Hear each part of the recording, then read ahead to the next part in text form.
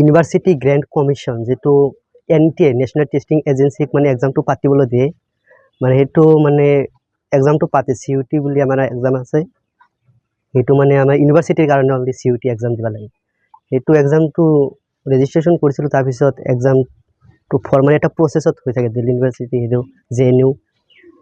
তাৰপিছত এক্সামটো দিলোঁ এক্সাম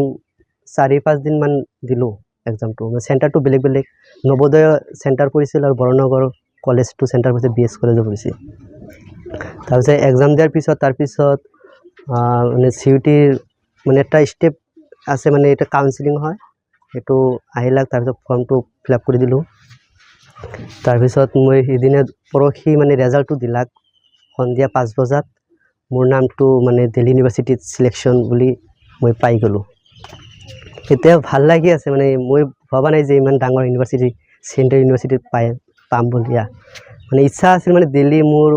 মানে চেণ্ট্ৰেল ইউনিভাৰ্চিটিত পঢ়াৰ ইচ্ছা আছিল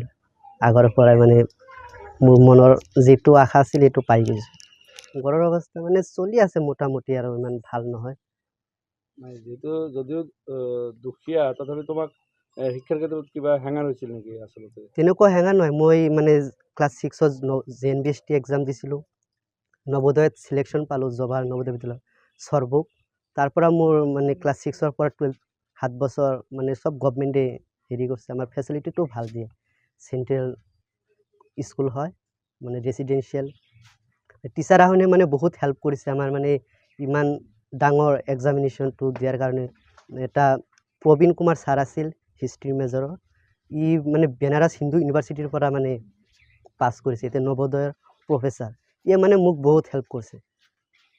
মই এতিয়া মানে ইউনিভাৰ্চিটিটো পালোঁ মই ডিগ্ৰীটো কমপ্লিট কৰি কিনে মোৰ ইচ্ছা আছে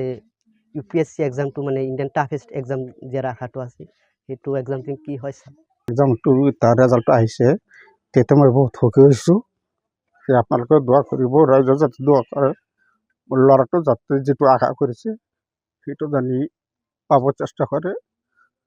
এইটো মোৰ কথা আৰু ৰাস্তা ঘাট যিটো ৰাস্তা ঘাট হৈছে